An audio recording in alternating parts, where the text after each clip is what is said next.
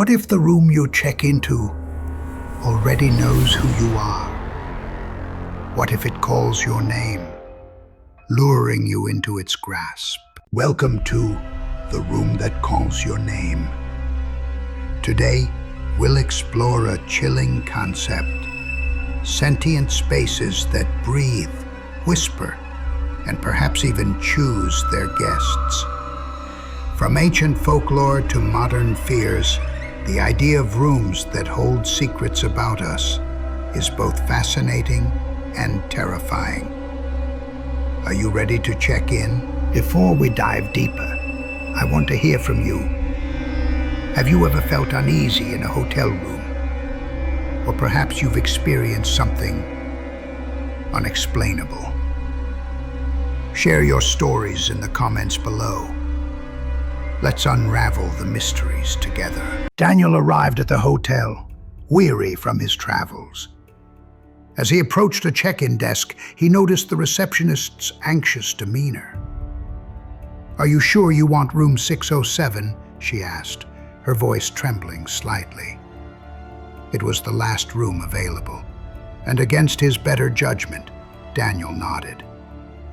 Little did he know, this room was already waiting for him. As Daniel stood before the door, ready to enter, he heard it. A whisper, soft yet insistent, floating through the air. Daniel, finally. His heart raced. How did it know his name? What was waiting for him inside? Around the world, tales of sentient rooms abound. In the Philippines, there are legends of hotel rooms that choose their guests, beckoning them with an allure that's hard to resist. In Russia, abandoned Soviet buildings are said to house sentient spaces, where the walls seem to breathe and watch. And in Africa, certain tribes warn of huts that call travelers by name, leading them into the unknown. Each culture adds its own layer to the mystery of haunted spaces. Inside room 607, Daniel found himself enveloped in darkness. There were no mirrors, no windows, just a chair, a bed, and an unsettling presence. The whispers grew louder, echoing his deepest fears, as if the room knew him better than he knew himself.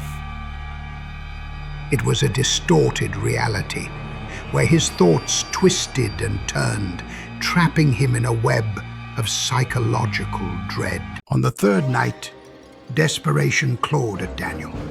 He tried to leave, but the hallway had vanished. Every door he opened led him back to room 607. Panic surged through him as he realized there was no escape.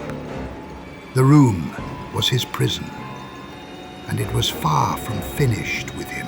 No one remembers Daniel now.